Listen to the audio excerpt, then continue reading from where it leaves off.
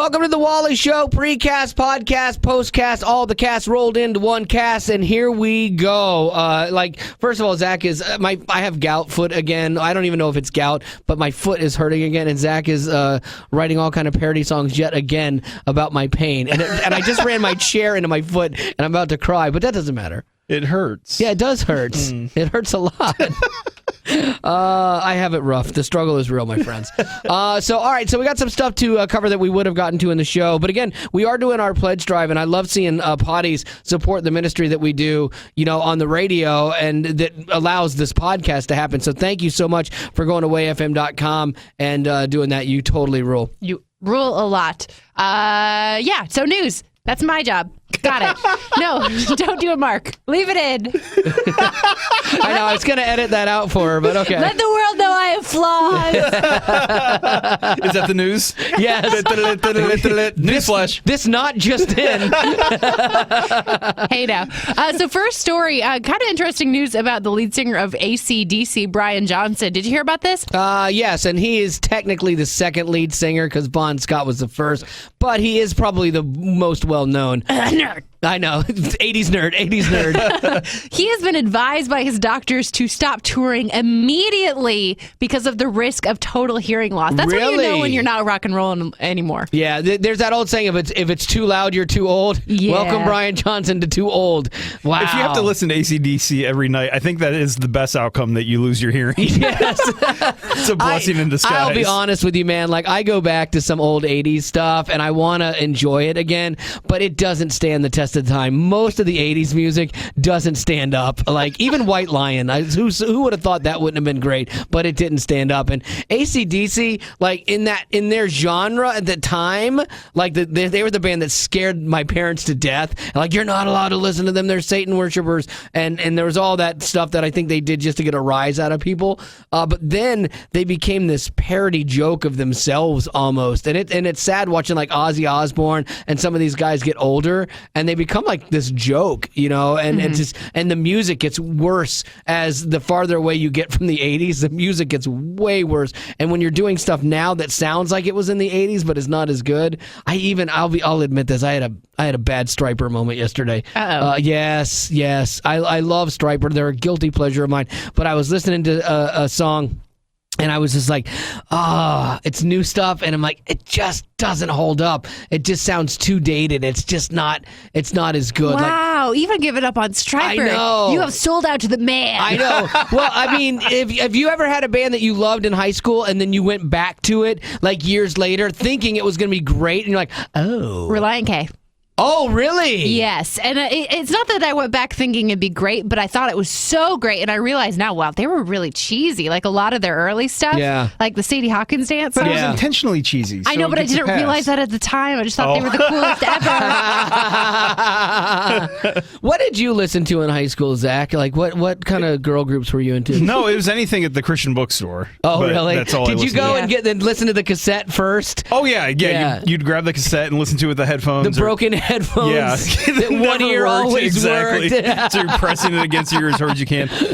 Then they got the touchscreen, and you could sample ones that way. But Audio Adrenaline. There's one a cappella group I listened to called Rhythm and News. Of course you did. Boy. That was nice. When you said one that doesn't stand the test of time. That could be, although that could be back in style now. I don't know. Yeah, I saw Audio A the other day. Oh yeah, for the first time. Yeah, the new incarnation. Yeah, don't ask me. Yeah, but I saw him.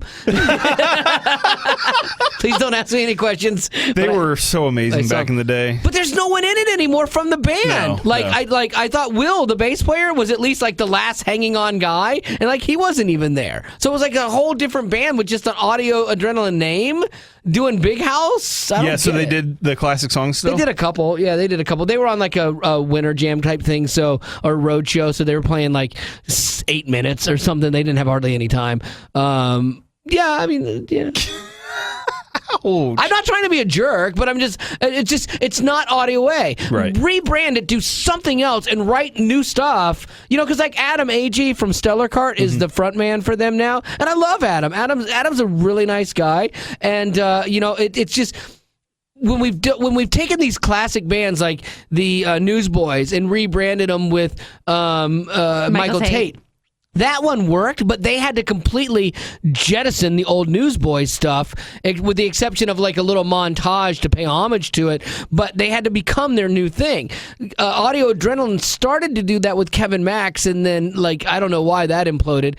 I have some thoughts, but I'm not sure 100% why. But then now you've got another incarnation of that just feels odd to me, and it's sad because it was a legacy. Like you grew up with them more than I did. Like that would. Oh yeah, I went to a lot of their shows. They would Mark was just an amazing front man, and they were just a really, really good rock and roll show. I feel so bad for him because basically he stopped because he lost his voice. He just roached his voice. And, hey man, how you doing? And it's like, and you're like when you listen and when you have a conversation with him, you hurt for him. Yeah, even now, like it's not like it. It's getting better. You would think, that if you didn't sing for a lot of years, it might repair itself or whatever. But no, like I walk away going, I need a drink of water, like after conversations. And he's such a nice guy, and I love what they're doing. Like with their orphanage, they used like their platform, especially at the end, to fund like their orphanage in Haiti. And to me, what a great way to use like your talents and your skills to do something bigger than music. And I respect them immensely for that. And I think that's still happening through the touring. It's still helping fund this orphanage. So that's a great byproduct of this. But it is interesting that like talk about DC Talk kind of breaking up and splintering, and then Tate doing his own thing that didn't really hit. Then he gets with the Newsboys and it hits. Kevin Max did something that kind of didn't hit, and then went to the Audio A and did that for a little bit, and then it ended. But Toby's the only guy that came out of that on his own and did his own brand new thing and wrote it out and kind of kept reinventing himself a little bit each time. Because it took him a while. It was 2 or 3 albums in before like radio would play him, and he had to do some experimenting and figure out what he was by himself. Because he was doing that rap rock thing, especially like right out of the gate. Stupid little punk, thought I was the junk, so that's what he did. And so it like radio wasn't playing that. Mm-hmm. And it was interesting. Like I had a conversation with his wife, Amanda, who was just a delight. And one time, and we were talking about what those years were like right after DC Talk. You come off of this big thing, and everybody just thought he was going to step right into being the man again, and like everyone would want him. But he had to work and climb back up that ladder again. And she said it was hard. She's like, I couldn't believe that people weren't just, hey, it's Toby Mac from DC Talk. Here's your record deal. Here's your airplay. Here's this. And she was like, he worked. He was gone all the time trying to make that thing happen. And he put in, and he's a hard worker, and he still is to this day, and stuff. So I respect him immensely for making his own thing happen out of that. And I respect even more like the amount of time he's been in the public spotlight, and he's walked consistently. Yeah. We've tried to start rumors about him and stuff. And like, I got an email from somebody the other day that was like, hey, I met Toby, and I went right up to him and said, I just love how much grief Wally gives you. And he's like, he'll get his. Which I don't think I've been busting Toby's chops for a while. I used to give Toby a good, like, it was just funny because he'd get all nervous when he'd come on the show and stuff. And I thought it was fun. But I'll tell you, man, he's a guy I respect. And like, it takes a while to earn my respect from people. And when you do, like, it means a lot, at least to me. Like, like I have like my Wally stamp of approval on him, and like I just have a lot of respect for him. I'm the opposite. I start respecting everybody, and then as soon as I lose a little bit, it just takes gone. I'm done. You're Who dead have you to me. lost respect in? In this room? Not either of you. Okay, good. But in this building, that's the thing for me, man. Like I will, when you earn my respect, like I will, and I will go to the nth degree. It takes a lot for somebody that I care about to lose that. But there's that flip side of once I flick that switch and it's gone, we're done. We're done here. And like, all right, so we never talk again. Okay, fine. Like, it's that bad. Like, I was like that for a lot of years. And I still have to manage that inside of myself as well, because I can be very like, okay, done. Next, and that's not healthy. Yeah. I'm starting to find out. I guess you need people. guess so. People need people. Moving on. So Speaking of people that deserve our respect, there's a little girl who turns 8 years old tomorrow, but recently she lost her grandmother to leukemia. When you're 8 years old, that's That's devastating. Really, really hard, especially when you're facing a birthday. So she decided to do something in her grandmother's memory, and for her birthday, she's donating all of her presents to a children's hospital. Oh, that's sweet. Yeah, instead of keeping them for herself. Like, what 8-year-old makes that decision? Exactly. Like, that's great. But see, that's an 8-year-old that their mom is proud of them. And they've done a good job. Like, that stuff doesn't just normally happen in a vacuum. Sometimes you have those amazing kids that they're, despite all the stuff swirling around them and any mess that they have going on and broken families and stuff, they're just that kid. And that happens. But typically, that doesn't happen in a vacuum without somebody speaking into that child's life and modeling for them, hey, this is what we do. This is how we're generous. This is why we give. This is why we take care of other people. And her heart, that's awesome. I love that. And finally, this story makes me feel better about my dog.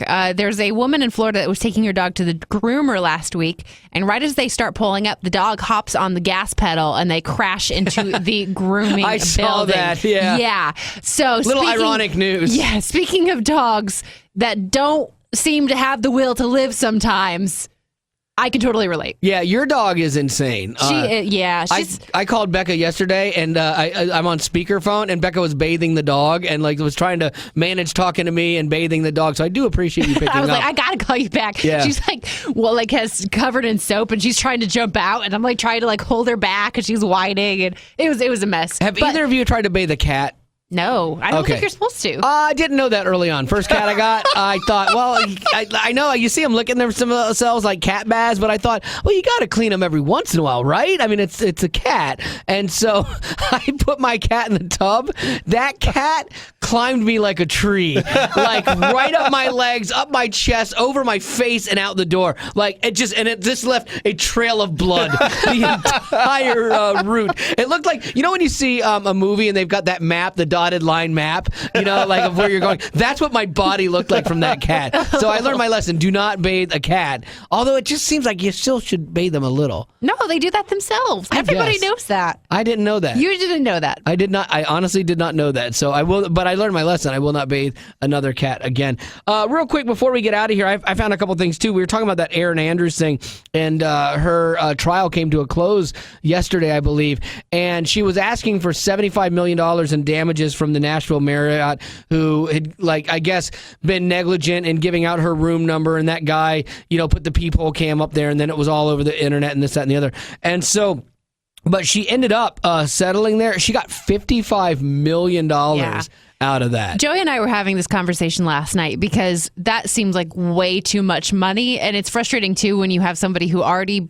probably makes decent money getting a good chunk of change. But then again, what price do you put on something like that? On your privacy and decency. Exactly. And that would have, if that were to happen to me, that would wreck me. Right. And that's what's happened to her. And so, it's just that weird line to walk of what do you ask for in that situation? $55 million seems like a lot, but it's got to be worth something, right? The thing about that is $55 million for her, and a lot of times celebrities will donate parts of money and this, that, and the other. So I hope she does. I don't know what she's going to do with it, but ultimately, that is a punitive award to affect change inside of Marriott. Yeah. I mean, that's to send a message to Marriott going, you cannot do this kind of nonsense. And other hotels. Yeah. And for other celebrities in similar situations, even if it's not at a hotel. Yeah. And then finally, did you guys see this? Charlie Sheen and Whoopi Goldberg are supposed to star in a movie about 5 people trapped in an elevator in the World Trade Center on September 11th, 2001. Okay, at first I thought it was a comedy, those two trapped in it, and then Exactly. World Trade Center, no. Yeah, I'm like, okay, neither one of them is especially Sheen would be considered a serious actor. Whoopi's done some stuff before, kind of like Robin Williams, where she's done some serious stuff that was good. But Charlie Sheen is not a serious actor anymore, he started off that way, but then he became this comedic actor and is a mess.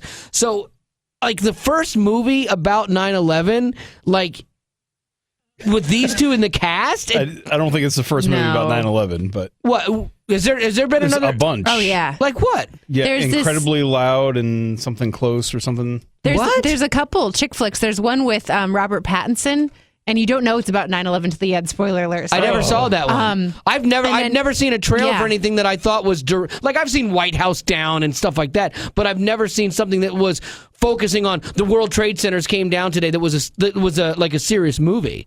Yeah. Yeah. Oh my gosh! there's several. I'd never seen that. Oh, well, then maybe this is okay then. Because I'm thinking, this is the first one and you call Charlie Sheen?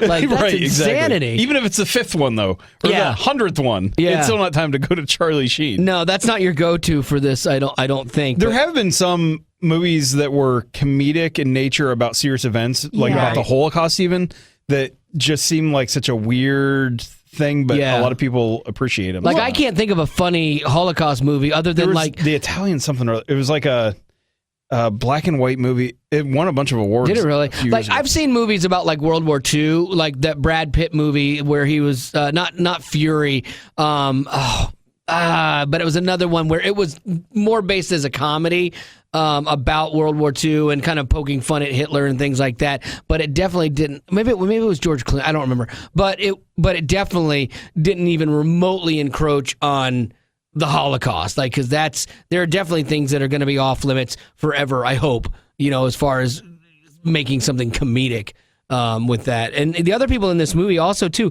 Woody, I thought it said Woody Harrelson. Phew, it was Wood Harris. Okay, then I'm like, oh, now I'm totally out on this. So anyway, it'll be interesting to see if that ever actually comes to fruition, or if this is one of those things that gets started and then people realize, oh, this is horrible, and it dies. Life is Beautiful is the name of the movie I was thinking of, and that was back in '97, so not that recent. Life is Beautiful. I remember the name. Didn't it win an Oscar? Yeah. And didn't the guy jump on like the backs of the chairs or something like that? Like he like went crazy and did like something at the thing. He was so excited. Everyone's like, oh, he's the best ever. That could be. I think so. All right. Well, I think that's going to do it there for our podcast and precast. I thought we were going to talk a little Bachelor. Oh, snap!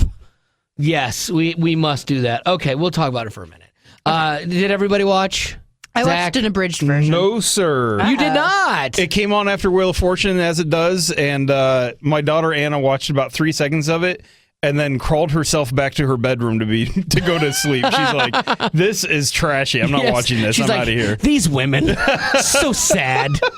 I'm just going to go put a pacifier in my mouth. I will put myself in my own crib instead of watching this horrible television. It was the women tell all, so all the women, like, cat fight and stuff like that. I thought it was really interesting, like, where 2 of the girls were ganging up against Jubilee, which she deserves a lot of the stuff because she said some crazy stuff. But they're ganging up against her, and then it was funny because they've done a whole segment of these girls fighting, and then Chris Harrison's like, all right, Jubilee, time to put you in the hot seat. And if I'm Jubilee, I'm like, I just spent 5 minutes here. My favorite part of it was when they had Olivia in the hot seat. And they're accusing her of bullying. They're bully. And one of the girls who told the twins, they're like, well, you bullied her right back. And they're like, well, that's beside the point. She's the bully. Yes, it was so funny. That is one of the most hypocritical episodes ever. Yes. Where they play all the clips of everybody talking smack about each other, and then all the girls get indignant about how this one talks smack, but then they've got clips of them doing the exact same thing. Right. Like, it's such human nature to be like, you have the problem, it's not me. Where every one of these women could sidestep this entire thing and come out looking great if they went on, like if Olivia had gone on from the beginning and went, this is such an atypical situation, and I was put into this, I put myself into this, and I did not handle this well. I didn't know how to react, and honestly, I made so many mistakes inside of this, and to everyone and for everything that I said, I truly apologize. And if you mean it, you get cred, because she got a little bit back when she got like more serious and apologized to Amanda for the Team Mom comment, and it seemed like my wife, who was about to throw things at the TV, kind of went, oh, like I could see my wife even going, oh, like it's hard too, because I mean, you watch a whole season of this stuff, and then you have one like 2-minute segment where you're supposed to be like, oh, okay, I forgive him, move on. You know, right. That's hard too. The person I felt bad for though was Kayla. The entire night she looked so sad. And she even said, like, I'm still like kind of in love with them, you know? She's got to be the next Bachelorette. I don't think so. They don't usually do it if they're not over him. Oh, she has to be, because she's so cute and nice, and she would be fun. We have some time, I think, because I think the next one is Bachelor in Paradise. I never watched that. I think that's garbage. Me saying that's garbage. I don't watch that one. Do you watch that one? Oh, boo! It's Joey's favorite. Oh, no, I don't watch any of those. There was Bachelor Pad. I didn't watch that. I just keep it old school on The Bachelor. Just old school trashy. Yeah. They should do Bachelor in Alaska. Yeah, they should. Where they actually have to wear more clothes. That's a good idea. Yeah, that's why. I mean, that's why. Like when I was out in LA, we were pitching television shows about the time like when Survivor was coming on and stuff. I think it was similar to that time. And one of the things we had talked about was this ultimate type Survivor type show when we were pitching to these networks. And we were so off base because we were talking about like being in Alaska and being in these hard environments. And they're like, guys. Like, they're dressed, like, fully. Like, are you serious? Like, this is not a good idea. Like, that's one of the appeals of Survivor. And I'm like, oh. Because I just wanted a cool show that made it difficult, and I forgot all about that. You wanted to go to Alaska. I did. I did. I forgot all about what it takes to actually make a TV show. And unfortunately, that's skin and scandal are the two things. But... did you catch the one thing, though, last night on The Bachelor, The Women Tell All, is when he said... I am in love with this one woman, and I would marry her tomorrow. So all of the thing leading up to this thing where it's like, my big decision, and he looks like he's calling one of the girls because he made a mistake and is now going to pick this one over the other, all edited and all out of context, I believe. I don't know, because I did see another interview with him that was like, I really put this girl through the ringer, and I really, like, we've had to do a lot of damage control, and she hasn't watched most of it. Really? I haven't seen that. Yeah. When they showed the part last night about him saying, I'm going to select one of these two women, basically, they did a different edit of it, and they didn't go to the phone call at all. And then the phone call I thought might have been to like his family and like his mom. I don't know. They're very tricky with their editing. They got me though. I'm in. I'm hooked. But I will say I do think that whatever the case, I don't think he still handled it well, and I think that whoever he's with probably has been dealing with a lot of stuff. All right, who do you think? I think he chose Lauren. Oh, you do? I do. I'm thinking JoJo. We'll see. Zach's voting JoJo too. Are you? Yeah, I'm thinking JoJo. He's back in. Zach's back in. Yeah. Team JoJo over here. Yes. The guys. Because I think he thinks Lauren is the safe bet and was like, you know what? This is the girl I can see with my family and at the PTA meeting. And for sure, this is... Her name's Lauren, right? Yes. Okay. And so this is the one. But then there's part of him that was like, oh, JoJo. I'm myself around JoJo. She makes me like laugh. And so then that's when he goes back to JoJo. That's my gut. Zach? I didn't see any of this stuff, so... Yeah, it's going to be JoJo. Okay, well, good enough. All right, thank you for dragging us back into The Bachelor, You're welcome. Becca. I appreciate that. And high standards. We are done with the pledge drive. No, not the pledge drive. I wish. We are done with... Never done with pledge drive. Yes, we're done with the podcast. But if you want to help out and support the ministry that makes this podcast even possible, you can do that at wayfm.com.